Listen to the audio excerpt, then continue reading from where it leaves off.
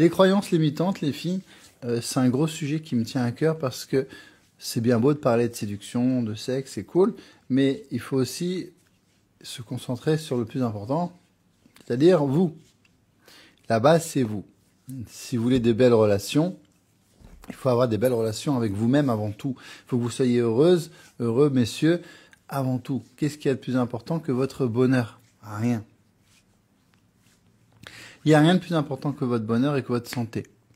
Malheureusement, on passe plus de temps à réfléchir à qu'est-ce qu'on va mettre comme habit demain ou où on va partir en vacances que tout simplement se poser cette simple question, est-ce que je suis heureuse? Qu'est-ce qui me rendrait plus heureuse? Quelles actions je mets en place pour être plus heureuse? Et la différence entre une femme d'exception, un homme d'exception et quelqu'un de lambda, elle est là. Il va y avoir un travail personnel qui est fait sur cette personne que les autres ne font pas. Pourquoi elle a le corps de tes rêves et toi pas? Elle s'entraîne et elle mange comme toi tu ne le fais pas. Pourquoi elle atteint ces objectifs-là? Parce qu'elle fait des choses que toi tu ne fais pas. Pourquoi elle arrive à avoir un super bonhomme et à la garder? Parce qu'elle fait des choses que toi tu ne fais pas. Alors la chance fait partie de l'équation, on est d'accord, mais elle ne fait pas tout. Il faut savoir la provoquer, il faut savoir saisir la chance quand elle arrive, et etc., etc. Donc il faut aller chercher des nouvelles connaissances. La connaissance du jour, ce sont les croyances. Les croyances limitantes sont liées à votre enfance, très généralement, vos parents, votre éducation, votre entourage. Je vais en prendre une qui est liée à l'amour, mais il y en a des centaines. Hein. Par exemple, tu as grandi, tu as vu ta mère souffrir en amour. Tu l'as vu pleurer à cause des hommes ou d'un homme. Tu as peut-être vu ton père frapper ta mère ou parler mal à ta mère ou lever la main ou peu importe. Tu as même peut-être entendu ta mère dire à les hommes, méfie-toi ma fille. Tu as donc développé une croyance limitante. Elle n'est pas aidante, elle est limitante. Limitante dans le sens où tu vas grandir,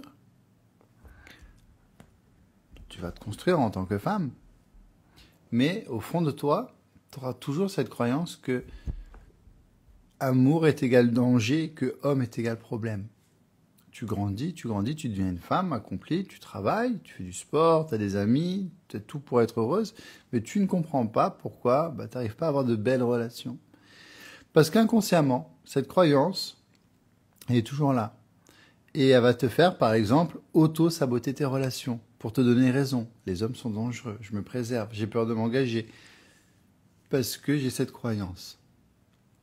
Donc tu ne peux pas construire une belle relation, même si tu es heureuse, épanouie, que tu fais du sport et que tu travailles bien, tant qu'il y a cette croyance qui est en toi.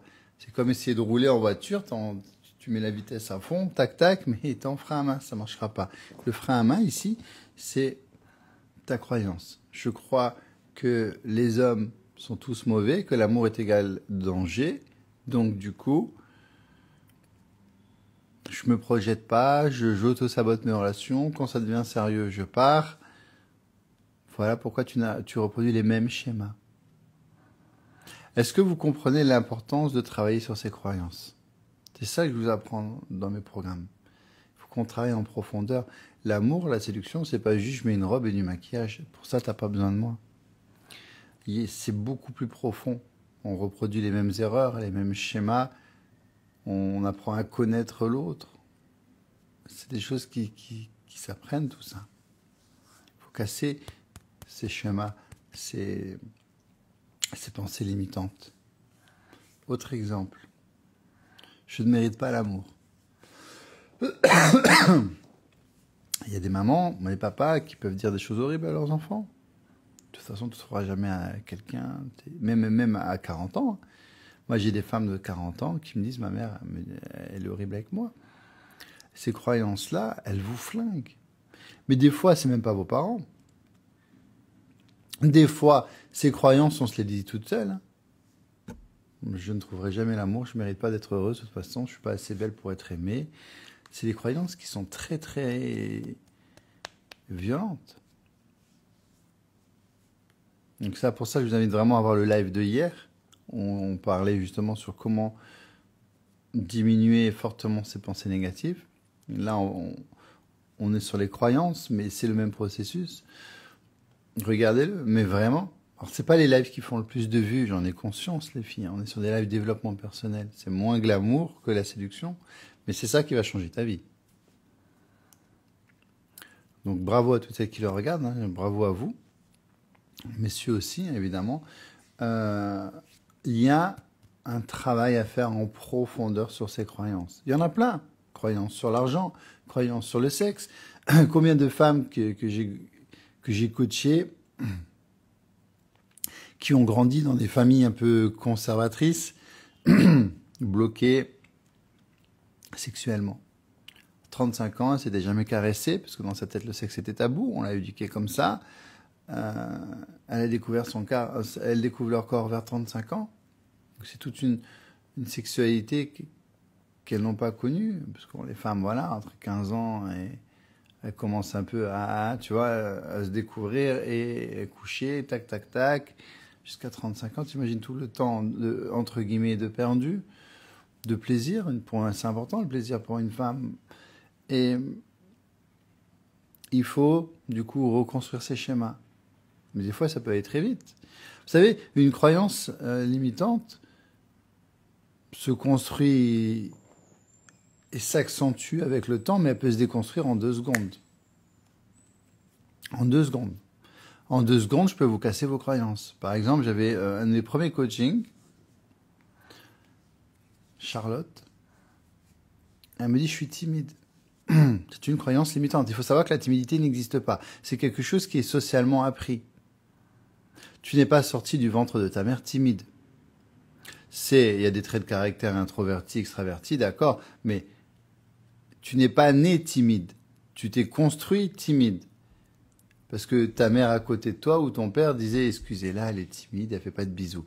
Et à force d'entendre que tu étais timide, tu as développé la pensée que tu étais timide. Donc tu agis comme un timide. Demain, je te garantis que tu prends un pistolet, on menace ton gamin. Je te garantis que la chose pour laquelle tu es timide toute l'année, tu n'es plus timide du tout. Hein, une femme acculée, un homme acculé, je te garantis qu'il n'y a plus de timidité là. Donc c'est quelque chose qui est socialement appris et qui se déconstruit. Donc j'étais en coaching avec elle, elle me dit je suis timide, je fais ok, j'en ai marre, ça me pourrit la vie, je suis timide, je fais ok. T'es timide avec tes copines, je lui demande, elle me dit non. T'es timide au lit? Non. T'es timide avec ton chéri? Non. T'es timide avec ta famille? Non. T'es pas si timide que ça, alors. Et là, elle commençait déjà à ouvrir les yeux. J'ai dit, mais t'es timide où, alors? Et puis, je suis timide au travail. Mais c'est peut-être pas le bon boulot. C'est peut-être pas la bonne équipe. Ils sont peut-être méchants. Ils sont peut-être toxiques. Vous voyez, elle s'était développée la conviction depuis 10 ans qu'elle était timide, qu'elle n'était pas capable de faire quelque chose. Parce que dans son boulot, elle était tombée sur un groupe pas de connards, mais de gens qui avaient tendance à faire un peu la compétition et à rabaisser et à critiquer la personne qui était le plus bas, entre guillemets, dans le scoring et qui était plus à l'aise que elle verbalement, plus extravertie, et du coup, elle se comparait. Et vous voyez, on peut développer des croyances comme ça à la con. Et après, du coup, on croit qu'on est telle chose. Je suis gros, je suis moche, je suis pas capable. Je ne mérite pas l'amour. Oh là là, je mérite pas l'amour. Je mérite pas d'être heureuse aussi. Ça existe. On crée des gens qui pensent qu'ils ne méritent pas d'être heureuses. Comment veux-tu trouver le bonheur? Comment veux-tu être heureuse? Comment tu veux être épanouie, alignée avec toi-même si toi-même, au fond de toi, tu es persuadé que tu ne mérites pas d'être heureuse? Comment veux-tu trouver l'amour si au fond de toi, tu penses ne pas mériter l'amour? Pire, messieurs, mesdames, comment voulez-vous trouver l'amour si vous pensez que l'homme, c'est un chien et que la femme est une Vous voyez ces croyances? Combien j'ai de femmes qui me disent, Charles, les hommes, c'est tous des chiens. Ben, tu trouveras pas d'hommes. Les hommes et les femmes, c'est toutes des... tu trouveras pas de femmes. C'est des croyances. T'imagines, tu grandis dans une famille un peu raciste. C'est une croyance. Les Chinois, ils sont comme ça. Les Arabes, ils sont comme ça. Les Noirs, ils sont comme ça. C'est une croyance. Souvent liée à notre éducation, notre passé, notre vécu.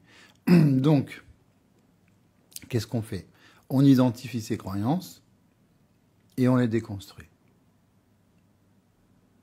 Alors des fois, c'est douloureux parce qu'il faut remonter loin en arrière pour les identifier, mais il est vital de les déconstruire. En fait, vous allez commencer à devenir vraiment la femme d'exception que vous voulez être quand vous allez déconstruire ces croyances. Vous allez enfin devenir vous-même. Parce que là, pour l'instant, vous êtes ce que vos parents ont fait de vous. Vous êtes un ensemble de croyances que la société, que vos parents vous ont données. Tu deviens toi-même quand tu crées toi-même tes propres croyances. Très subtil. Je ne sais pas si vous me suivez. Pour l'instant, on t'a appris à être comme ça. Même ta religion, on te l'a donnée depuis ta naissance. C'est pas toi qui l'as choisi, on te l'a donnée. Quand tu auras essayé, tu seras documenté sur 3 autres religions et que tu auras fait le choix de garder celle-là ou d'en prendre une autre, ce sera ta religion que toi, tu auras choisie, pas juste ta religion de sang. Moi, je suis né catholique parce qu'on me l'a imposé, je n'ai pas eu le choix. On m'a mis 2 gouttes d'eau sur le front, on m'a baptisé. Et j'ai eu la chance d'avoir un papa qui était orienté vers une autre religion, une maman comme ça, et d'avoir rencontré pas mal de femmes musulmanes, c'est vrai, et d'avoir pu découvrir toutes ces religions. Et j'ai fait ma propre croyance, j'ai fait mon propre choix. C'est moi qui ai pris mes décisions, on m'a rien imposé de par la naissance. C'est un exemple, la religion, parce que c'est celui le plus classique. Hein, c'est pas le but de dire quelle telle religion est mieux qu'une autre, on s'en fout. La religion qui est la mieux, c'est celle qui te plaît toi, qui te fait du bien. Et si tu ne crois pas en religion, peu importe. Mais je veux que ces choix-là viennent de vous, pas de vos parents. La réaction que tu as par rapport à l'argent, au sexe, à l'amour, très souvent sont liées à vos parents, à votre éducation.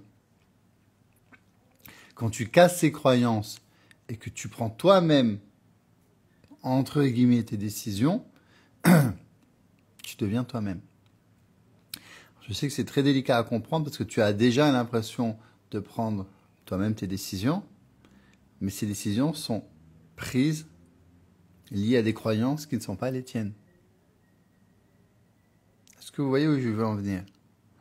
C'est lié par ton système d'éducation, par rapport à ton éducation. Ce que tes parents t'ont appris façonne tes réactions d'adulte.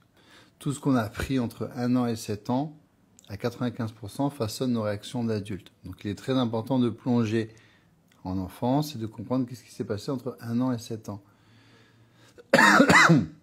Les parents nous donnent des outils, des fois mauvais, qu'il faut déconstruire pour devenir la femme qu'on veut être ou l'homme qu'on veut être.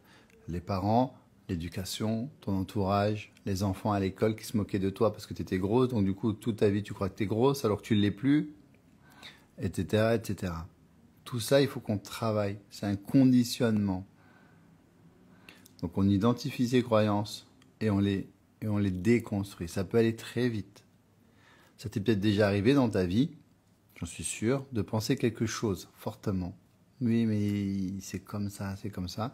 Et un jour, quelqu'un, il arrive dans ta vie, tu parles avec lui, il y a un petit feeling, et cette personne te dit l'inverse de ce que tu pensais.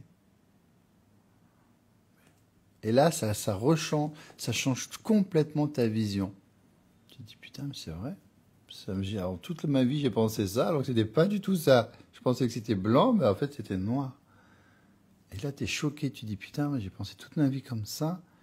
Et en 2 minutes de conversation avec une personne, ta croyance, elle a sauté. Ça peut aller très vite. Et là, tu deviens toi. Parce que tu as opposé une croyance que tu avais de base avec une nouvelle façon de penser. C'est cette curiosité qu'il faut avoir, les filles. Et si ce que mon père, ma mère m'a appris était faux, c'est peut-être vrai. Je vais vérifier. Et si ce qu'on m'a dit sur l'argent, c'était faux? L'argent ne fait pas le bonheur? Ce sont des phrases qui sont dangereuses, tout ça. Je ne dis pas que ça fait le bonheur. Mais est-ce que réellement ça ne fait pas le bonheur? Moi, j'ai dormi à la rue. Maintenant, j'ai beaucoup d'argent. J'ai connu aussi les tout petits salaires. Je vous garantis que j'ai jamais été aussi heureux depuis que j'ai de l'argent, bizarrement.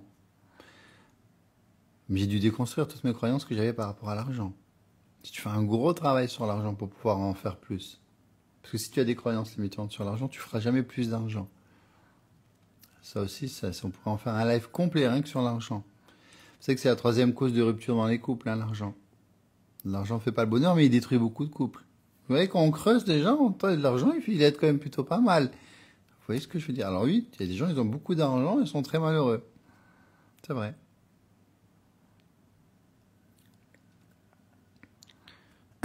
Mais ça y contribue quand même fortement.